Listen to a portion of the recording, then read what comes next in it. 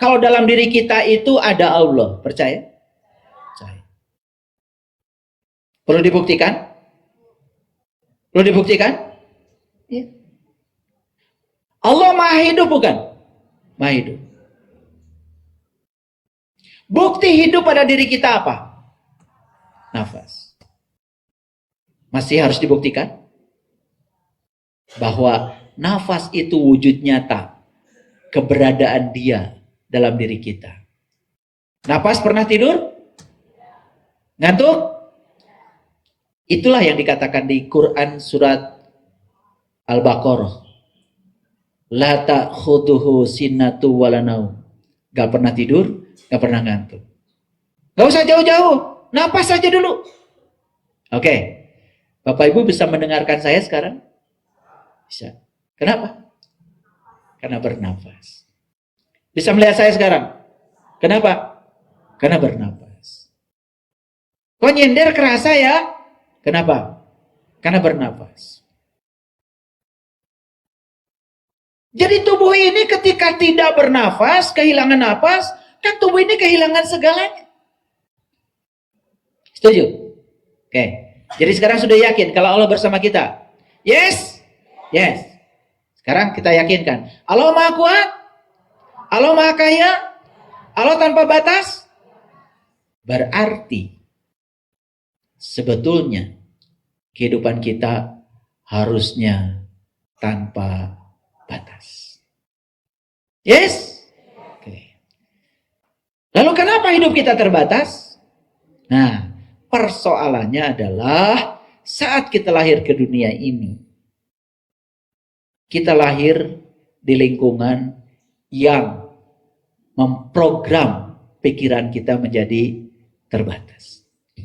Maaf ya, makanya putus siklus itu. Kalau kita pernah mendengarkan kata-kata yang membatasi dari orang tua kita, nah, cari uang itu susah. Hidup itu penuh perjuangan. Gak mungkin kita punya rumah yang bagus. Gak mungkin kita bisa sekolah tinggi. Pernah gak mendengar kata-kata itu? Oke. Stop kata-kata itu. Itu kata-kata yang merusak, yang diulang-ulang. Mereka tidak salah. Karena mereka tidak tahu dampaknya. Tapi setelah kita belajar kesadaran ini, saya tidak akan mengulang-ulang kata-kata yang dapat membatasi pikiran anak-anak saya. Coba orang tua itu aneh ya. Anak disuruh cari kerja. Tetapi dia pernah ngasih amanat. Kalau cari kerja itu susah. Hebat gak orang tua? Hebat kan? Anak disuruh cari uang. Tapi anak sudah dikasih mantra. Kalau uang itu susah. Hebat gak orang tua? Hebat bodohnya maksudnya. Jadi kita ini sebetulnya dalam hidup ini ya tidak bergerak maju, padahal ingin bergerak cepat. Boro-boro bergerak cepat, bergerak maju saja tidak. Apa yang terjadi? Karena dalam diri kita banyak yang kontraproduktif. Yes? Oke. Makanya putus. Dengarkan kajian saya di YouTube, memutus siklus keturunan. Termasuk cara berbicara. Termasuk cara berkata kepada anak-anak. Ya? Jadi kalau di depan rumah ada mobil bagus, kata anak, mobil bagus, pasti kamu bisa beli. Kamu pasti bisa. Pasti ada rezekinya. Pernah nggak ibu bapak mengatakan, jangan mimpi. Bisa gila kamu. Kita sudah ditulis sama Allah di Lauh Mahfuz. Kita memang takdirnya jadi orang begini. Bayangkan ya, ketika bawa agama, bawa takdir, bawa nasib, dan seolah-olah Allah sudah membatasi, padahal yang membatasi adalah orang tuanya. Jadi program gak itu pada anak? Jadi program gak itu? Bapak Ibu, setiap hari banyak orang tua yang datang pada saya ingin anaknya diprogram ulang oleh saya. Ngerjain saya.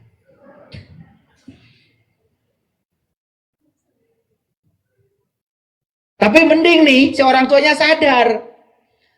Yang luar biasa sampai sekarang banyak orang tua yang gak sadar kalau dia pernah program salah di otak anaknya. Oke, sepulang dari sini ya, bisa memilih kata-kata berapa hari? Seminggu. Kok cuma seminggu? Seminggu aja dulu. Belum tentu sukses. Ya, seminggu dulu. Tapi disiplin. Nah, nanti akan saya lihat.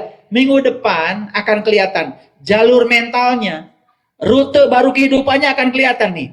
Ini saya sedang menghafal, kalian nih sedang menghafal. Sedang saya rasakan nih energinya. Nanti minggu depan saya udah bisa merasakan.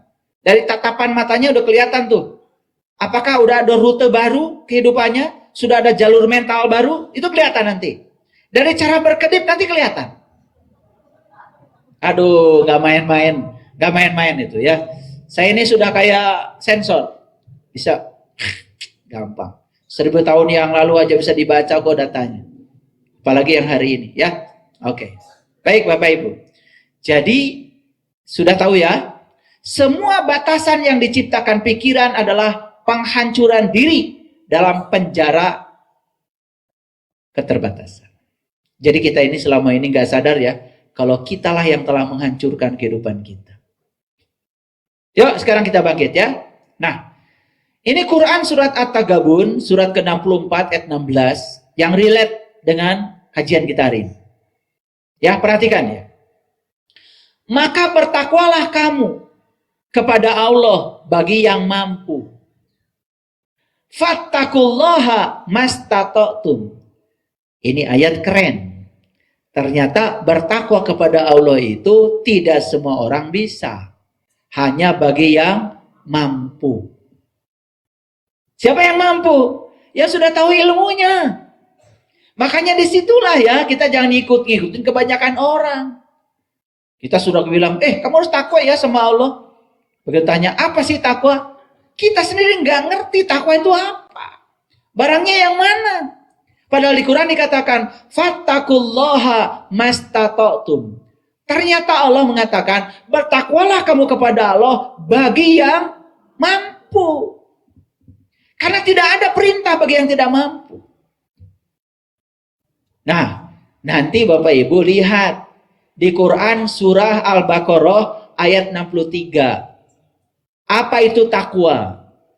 Ternyata kata Allah di Quran surat Al-Baqarah, takwa itu adalah ya, wa id akhadna mitsaqakum wa rafa'na fawqakumut tur khudu ma atainakum biquwwatin wazkuru ma fihi la'allakum tattaqun.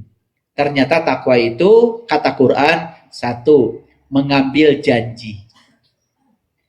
Jadi kita harus berjanji dulu pada diri sendiri, berkomitmen dulu. Saya mau menciptakan diri saya seperti apa? Saya mau melayakan diri saya seperti apa? Pastikan itu yang pertama. Itu yang pertama. Yang kedua, kata Quran, setelah kamu mengambil janji, lalu angkat kesadaranmu. Jadi setelah mengambil janji, belajar kesadaran. Baca buku saya tuh di luar, ya. Ada buku saya judulnya Menembus Sidratil Muntaha. Sidratil Muntaha itu artinya puncaknya kesadaran. Kita harus melatih diri tuh. Dari kesadaran Adam, masuk kesadaran Yahya, masuk kepada kesadaran Yusuf, masuk kesadaran Idris, masuk kesadaran Harun, kesadaran Musa, kesadaran Ibrahim. Puncaknya adalah Sidratil Muntaha. Harus dilatih. Dilatih. Kesadaran Adam apa? Kesadaran Adam itu kesadaran materi. Lihat saya semuanya. Yang hidupnya hari ini masih pusing dengan urusan materi. Masih terkungkung oleh urusan materi. masih di situ-situ saja, tidak mungkin bisa mencapai sidra al-muntaha. Makanya kita diajarkan berbagi, diajarkan memberi. Perhatikan itu melepaskan ikatan. Kalau kita masih pelit, hitungan, ya itu yang akan terjadi pada kamu. Semua serba terbatas. Mau memberi saja sangat perhitungan. Ya sudah, hukum alam tidak berjalan. Karena apa? Kita akan mendapatkan apa yang kita berikan.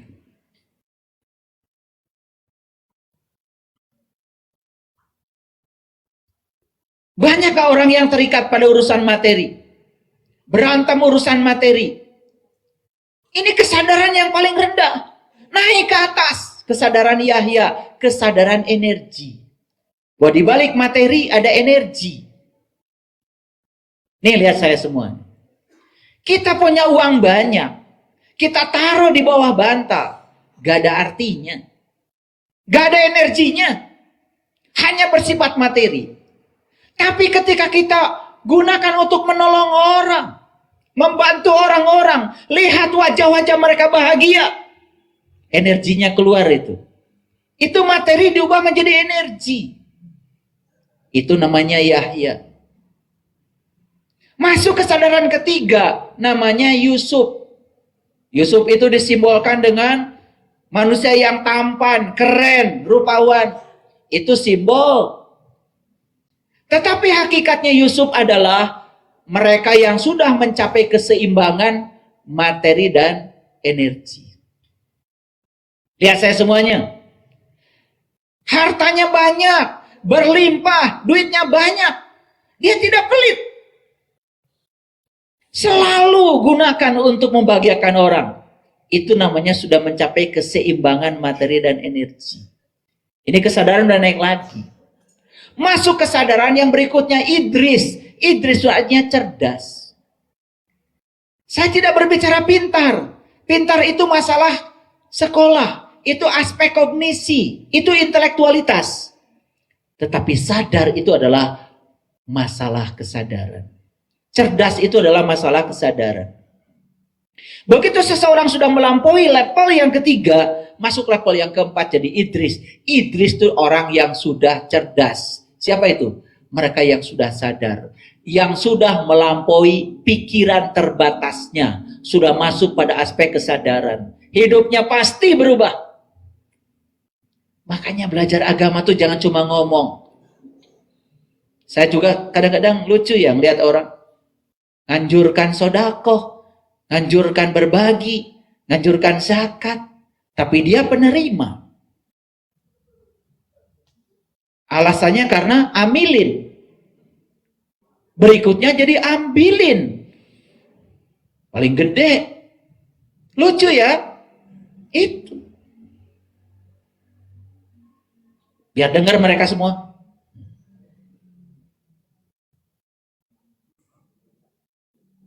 Jadi zakat, sodako itu perintah supaya kita kaya. Berkecukupan, berkelimpahan.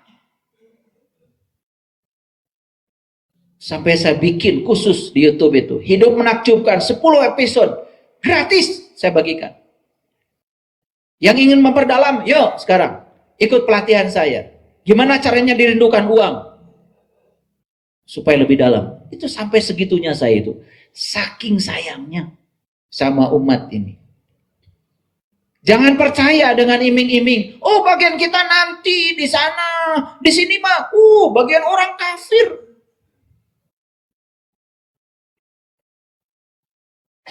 Janji-janji bodong seperti itu. Besok itu tidak akan datang pada kita kalau kita tidak tampil hari ini. Masa depan itu yang menentukan saat ini.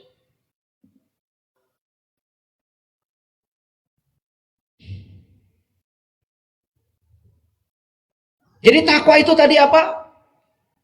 Mengambil janji, berkomitmen pada diri sendiri. 2. Angkat gunungnya, itu bahasa simbolik. Gunung itu simbol dari kesadaran. Angkat kesadaran. Dari kesadaran materi, energi. Keseimbangan materi dan energi. Masuk kesadaran cerdas, Idris. Masuk kesadaran Harun, cinta. Cinta itu kekuatan positif. Dia melakukan apapun, basicnya cinta. Masuk ke kesadaran Musa. Musa itu terkenal dengan mutakaliman. Mutakaliman itu siapa? Orang yang bisa bercakap-cakap dengan Allah. Allah itu suaranya jelas di sini. Bicara setiap saat. Mengajarkan intuisi kepada kita. Cuma kita berisik, bising. Sehingga tidak mendengarkan suaranya. Baru berikutnya kesadaran Ibrahim. Siapa Ibrahim? Ibrahim itu yang sudah melihat bintang, melihat bulan, melihat matahari. Itu adalah simbol dari orang yang sudah mencapai pencerahan. Baru masuk Sidrah Al-Muntaha. Bapak Ibu, berada di kesadaran itu setiap saat. Kalian pasti dirindukan kemanapun kalian pergi.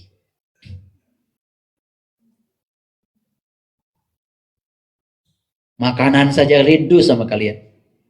Yang mau traktir banyak. Yang datang ke rumah makanan berlimpah. Setiap makanan yang datang ke rumah ingin dicicipi. Ingin menyatu manunggal dalam tubuh kita. Ingin berada di kesadaran tubuh kita. Maaf Bapak Ibu. Kalau sekarang beras menjauh. Lauk pauk menjauh. Rezeki menjauh. Uang menjauh. Mereka gak rindu sama kita. Ada yang salah nih di sini. Harusnya semesta merindukan kita. Saya bicara fakta. Mohon maaf ya. Kemanapun saya pergi, selalu ada berkelimpahan. Tidak muat untuk dimakan. Maaf Bapak Ibu. Harus dibuktikan ini, harus dibuktikan. Kalau makanan saja, rezeki saja menjauh dari kita. Tidak mau mendekat sama kita. Ada yang salah. Berikutnya apa? Takwa. Mengambil janji. Angkat kesadaranmu. Kan gitu. Lalu Allah bilang. Pegang teguh apa yang aku pertunjukkan kepadamu. Di kesadaran itulah kita akan mendapatkan hidangan dari langit, dari Allah. Dan hidangan itu pegang teguh sama kamu. Dikuatin. Kuat itu dalam bahasa Indonesia dari bahasa Arab. Dan ingat selalu berkah yang sudah aku berikan kepadamu, kata Allah. La'allakum tattaqun. Itulah takwa. Takwa itu prosedur. Kita ngomong takwa. Makanya Quran mengatakan, bertakwalah kamu kepada Allah. Bagi siapa?